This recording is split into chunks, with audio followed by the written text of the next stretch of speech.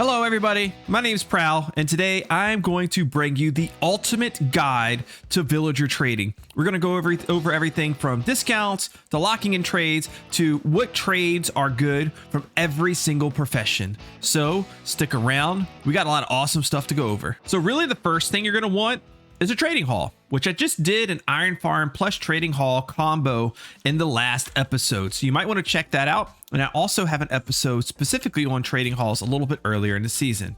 Also, we're going to want this guy right here. Hello. He's got a string. Hold on. Let's get him. Let's capture him. I'll let you know why we need him in a little bit. You stay in there, buddy. So here's our trading hall area. And your trading hall really just needs to fit the size of what you might want to trade. But do you really know what it is you want to trade and how valuable trading really is? That is the big question of the day. When most people think of trading, if you know about trading to any degree, a lot of people think of librarians like this guy right here or this guy right here.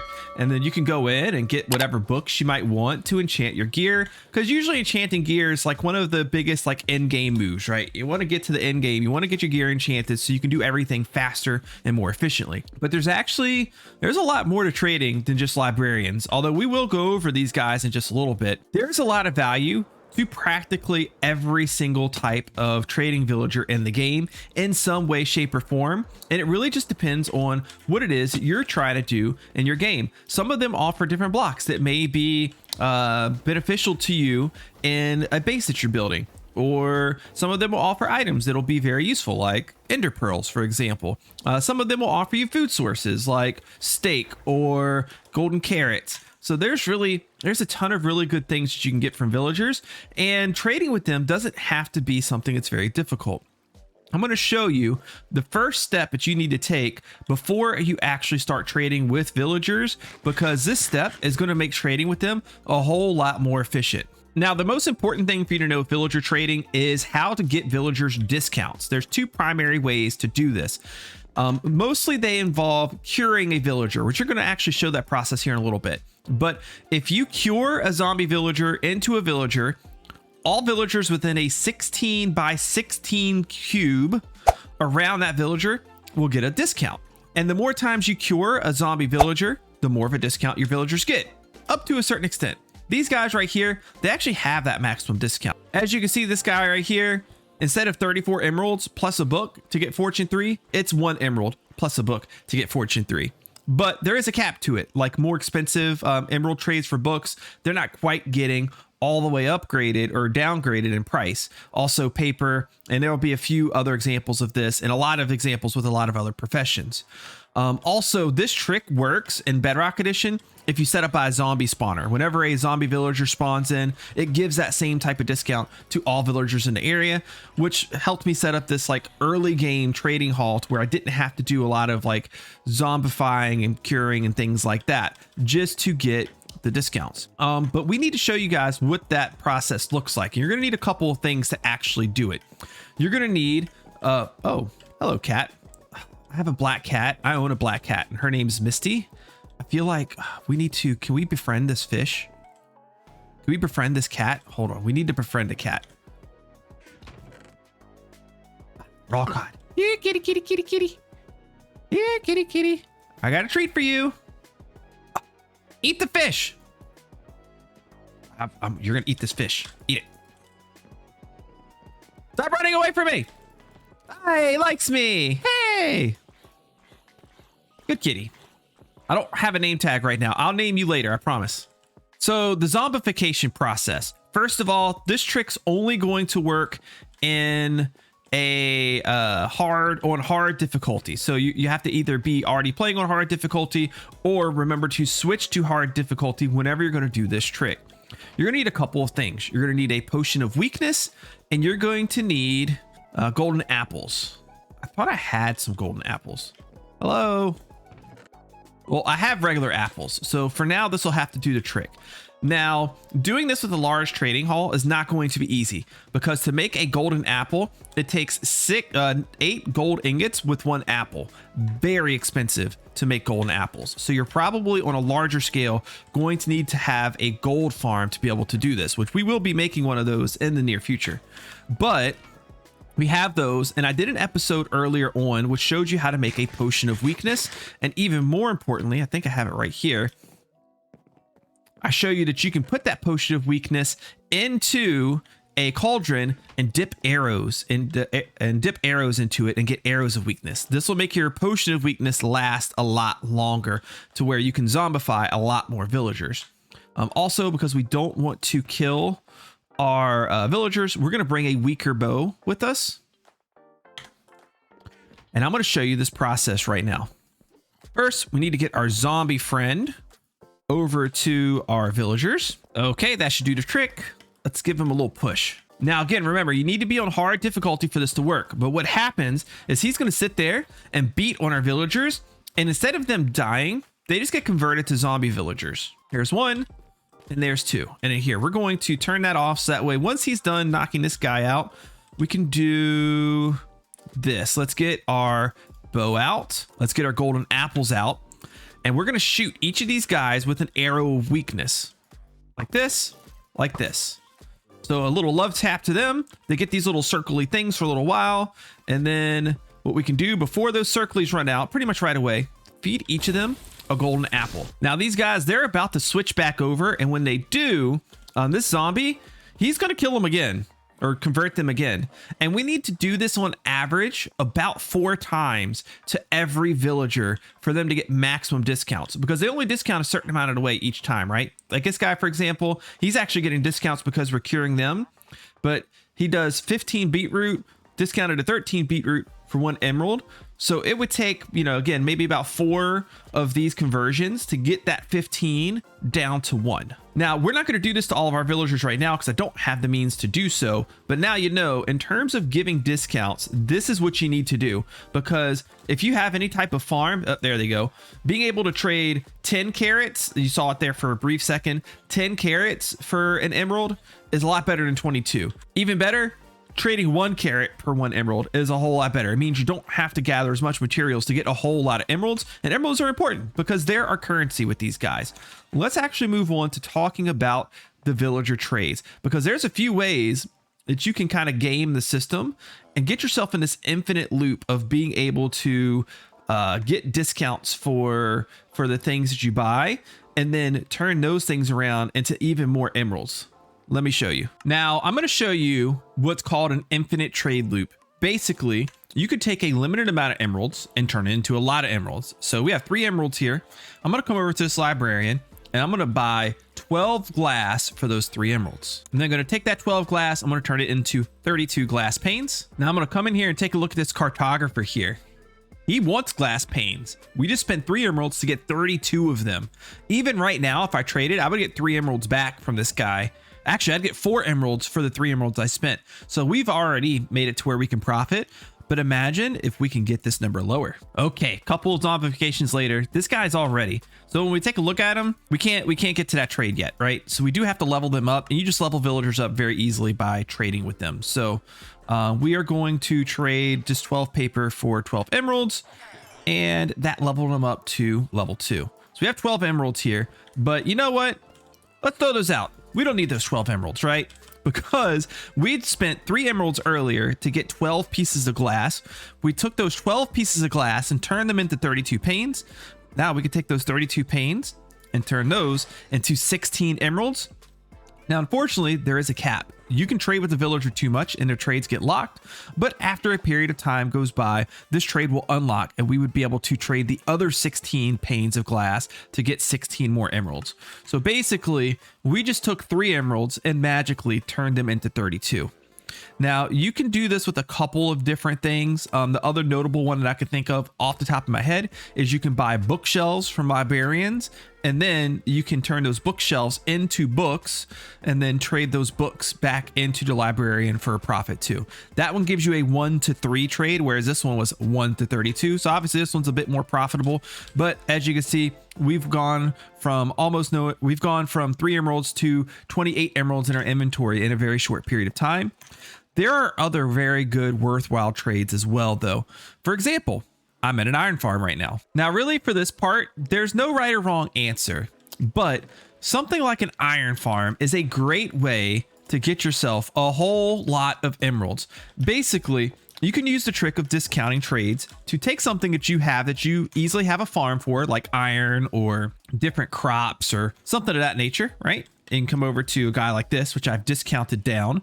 Now I need to get access to this trade. So I'm just going to go and just do a few of these trades just to level them up. And now I have 64 iron ingots here. And this guy will trade me 1 iron ingot for 1 emerald. So an iron farm that produces pretty well can easily turn into essentially an infinite amount of emeralds. So we can come in and we can lock in trades for all of these guys right here. Go down, get iron from our iron farm, come up, and then we can just trade and get handfuls and handfuls of emeralds and lots of XP too. I forgot to mention that, but this is a really good way to get XP.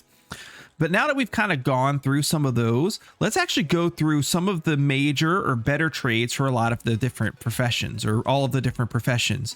And this list, it's kind of flexible. It can be what you want it to be because different people are going to value different trades. Somebody might need a whole lot of terracotta. Therefore, the stonemason back there, they're going to be extremely valuable. Or somebody might need a lot of wool, so a shepherd might be very valuable. So this list is flexible to what's best for you, but I'm going to point out what I think is some of the best trades that exist in the game. So this next part, I thought it'd be fun to do it as a tier list. Let's do a tier list of every villager profession and take notes on what puts them in the tier that they go in. First on the list is this guy, the armorer. The armorer, he sells armor. And he will trade you emeralds in exchange for iron and eventually diamond armor with enchantments on it, which can be useful because then you don't have to spend diamonds to get backup gear. You can just come to an armor, spend an emerald if you've done the discounts, and get your backup gear like this.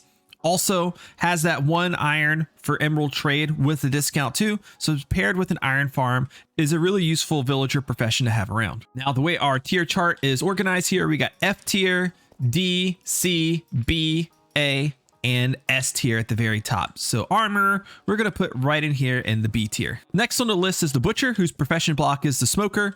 The butcher, well, he doesn't really have a whole lot to offer. You can trade away any raw meat that you have to him, and you can buy cooked pork chops, which I guess isn't that bad, right? If we were to unlock this, we can get a bunch of pork chops really easy.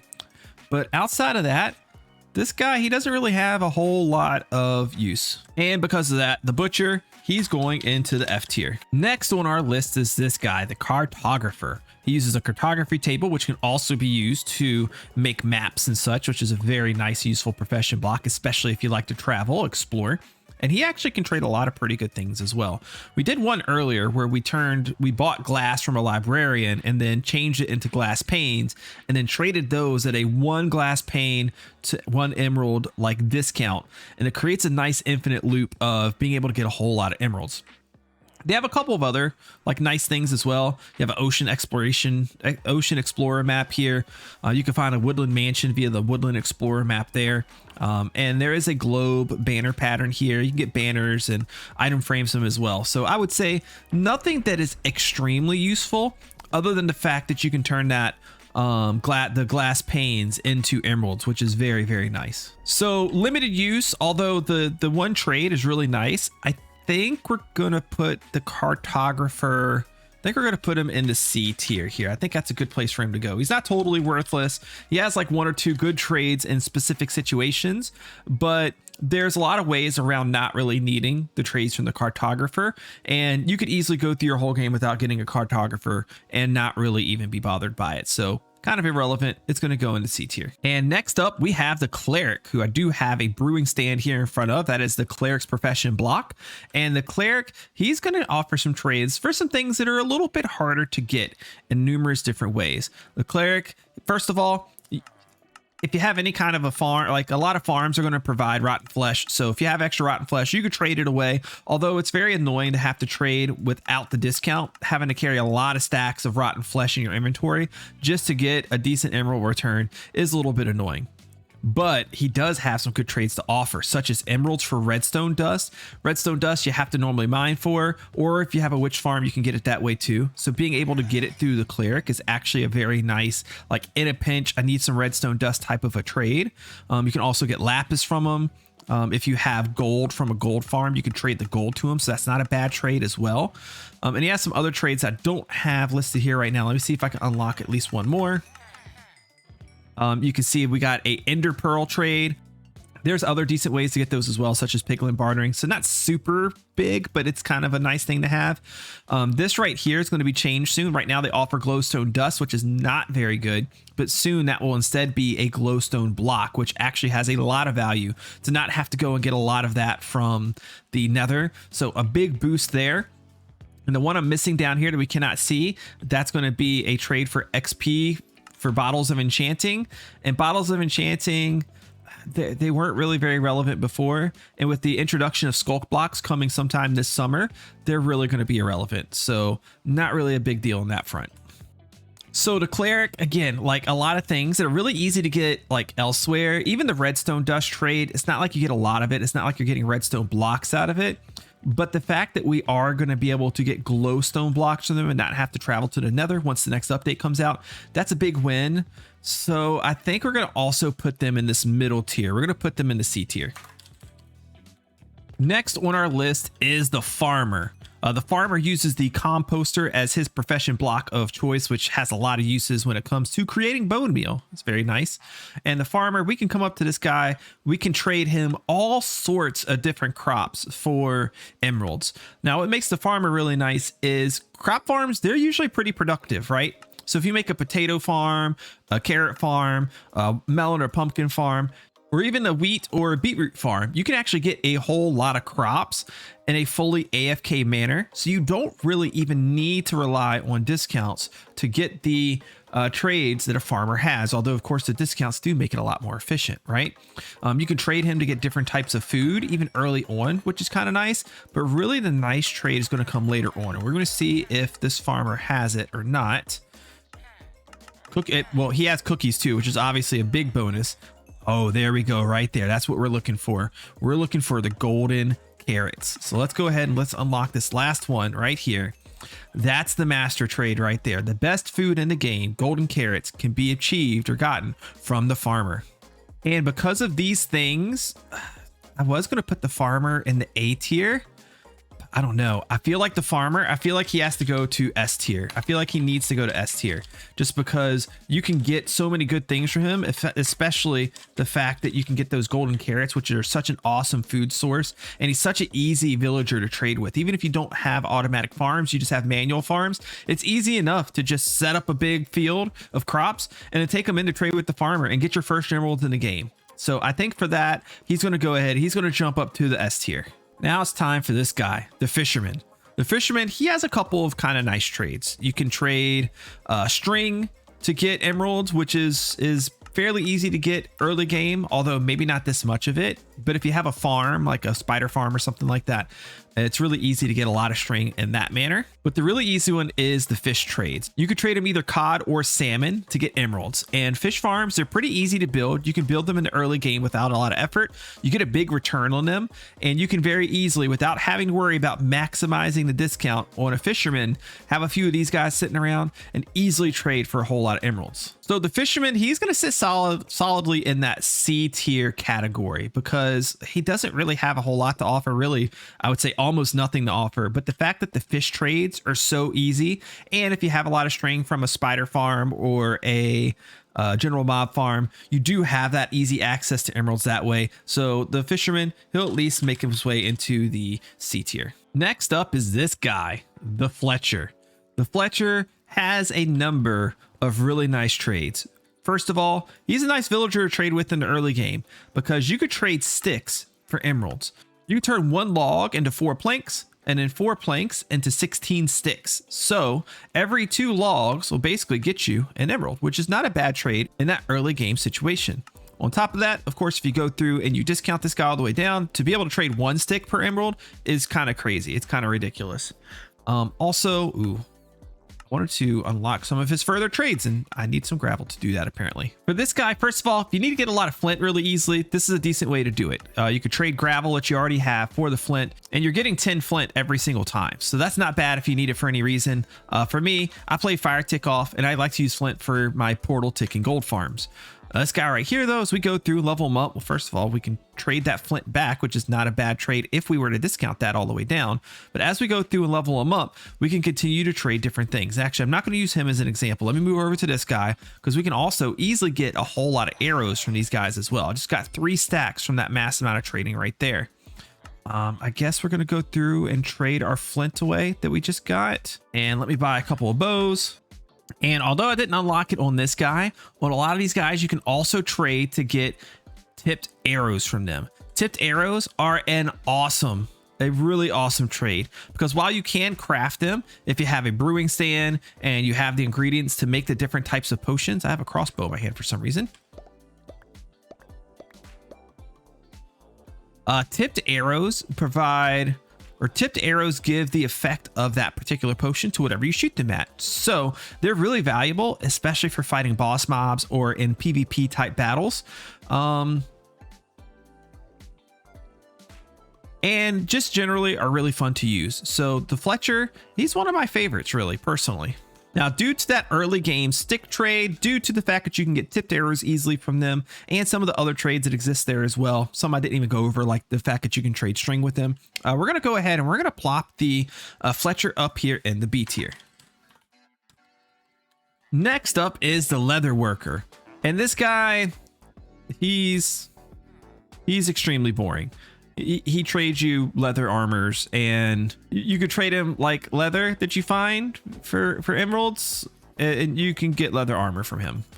I guess one slightly exciting thing, and I may have a use for this, and something I am working on in the near future, but you can trade him for saddles as well, which I guess is kind of cool because they're not renewable in any other sense of the word. But otherwise, there's not really a lot of use for this guy. And because of that, the Leather Worker, he's going very solidly in the F tier. Next on our list is the Librarian. The Librarian, a lot of you may be familiar with, but if you're not, the Librarian gives you the ability to get enchantments, the specific enchantments that you want. Now, there's a lot of them, a whole lot of enchantments. So sometimes narrowing them down to the ones that you want isn't always the easiest thing to do. But once you do that, and you've discounted your Librarians down, you can trade a single emerald plus a book for any enchantment that you want, making it really easy to get maximum enchanted gear like I have wearing right now. Makes it easy to make backup gear, makes it easy to make yourself a lot of tools, weapons, and all of those different things. And not only that, but he has good trades outside of that too. You can trade a single paper for an emerald once you get those discounts brought down all the way. You can get name tags, the only way you can get name tags. He even has good trades for things such as being able to purchase glass. An emerald for 4 glass is not bad. And some of them, yeah, like this guy right here, we can purchase a lantern for an emerald as well. So the Librarian is just full of good trades all around. And because of that, this was the easiest decision to make in terms of where somebody was going to go on a list. The Librarian is easily S tier material and then some. If I had a netherite block, I would put it up there, and then we would make the Librarian S+ tier. But unfortunately, I'm poor and I don't have that. So S tier he goes. Next, we have the Shepherd, whose profession block is the loom. And the Shepherd, he trades, like, you could trade him wool, you could trade him dyes. That's about it. Do I need to say much else about the Shepherd? The Shepherd, very unexciting, not very good.